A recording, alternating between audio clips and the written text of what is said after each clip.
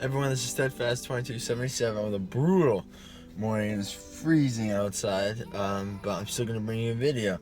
So today's video, I'm going to be driving my Audi. I'm going to teach you how to drive a manual, preferably a 6-speed, but it works for a 5-speed as well. So don't think that since the 6-speed, 5-speed won't work, it's going to work the same. Don't worry at all. So when you get in the manual, you're going to see this. This is what you call a shifter. Now, if you look on top here, you got 1, 2, 3, 4, 5, 6. Now in reverse.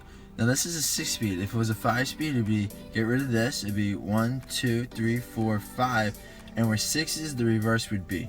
And you just put it over and then down for where it would be. But in this case, you're gonna have to push down and then over and up. It's different. Every make and model is different. With this, you gotta push down. I know with Volkswagen, it's the same thing. You gotta push down. This is the same thing as Volkswagen. With Saabs, you're gonna have like a little lever right here. You're gonna pop up, and then you're gonna go over, and then you're gonna go down. If it's a 5-speed, of course. If it's not, remember it's the same thing. You're gonna pull the knob up, go over, and then up. If it's not, and another thing is when you come down here, you're gonna see that there is 3 pedals. You're gonna have your gas, which is right here. You're gonna have your brake, which is right here. Then you're gonna have your clutches right here, and then you have your dead pedal, which is right here. You always want to keep the foot on the dead pedal when you are not shifting gears.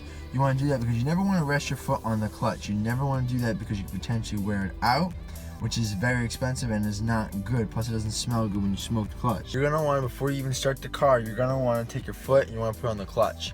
You want to put the foot on the clutch because you want to feel the when it gives. Now what I mean when it gives is when it starts pushing back. That's when it's starting to engage.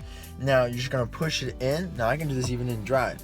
You want to push it in and slowly bring it out, and you're going to feel it push back on you. And that is when you want to start releasing and giving it gas and moving.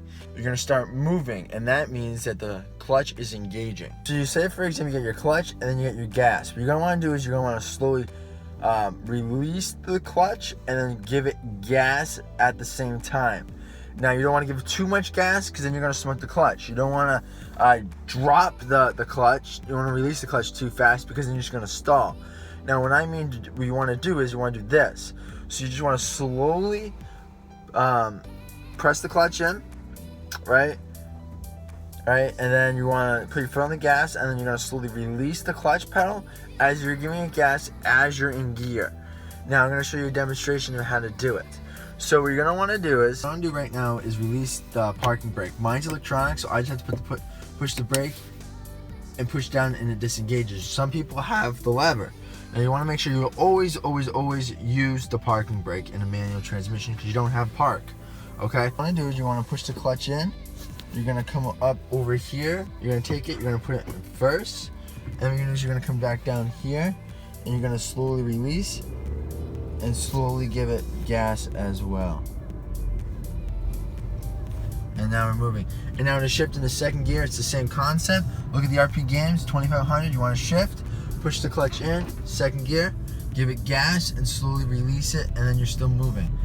Now, some people, they question of when exactly is the perfect time to shift. You know, it's getting to $2,000. Some people say that you should shift between 3, depends what you're doing, maybe 35, but right now I like to shift for your fuel economy, so I'm going to go ahead and do that, shift into second, slowly release the clutch, and then give it a little bit of gas, and you're all set and you're moving.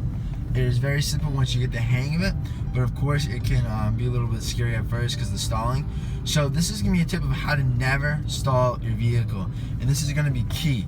So, I'm going to tell you how to do that. I'm going to teach you how to never stall your vehicle, okay? So, what you want to do is if the car starts shaking violently or it starts going boop, boop, boop, right? What you're going to do is just pushing the clutch. Just pushing the clutch. And then think about everything else next. Pushing the clutch and then take it out of gear, okay? And start over. It's no big deal.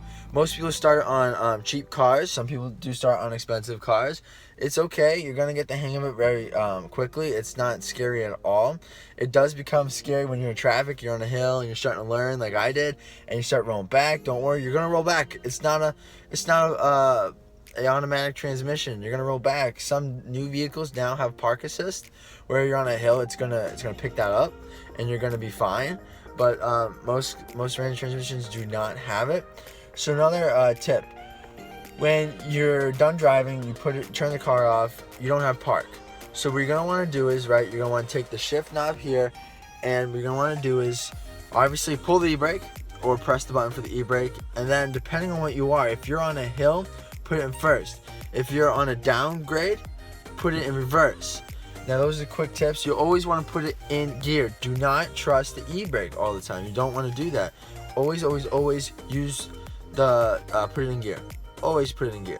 So like I said, what you're gonna want to do is you want to take it, push it down, take the lever, put it first, come back down here, slowly release, and slowly give it gas at the same time, and you're moving.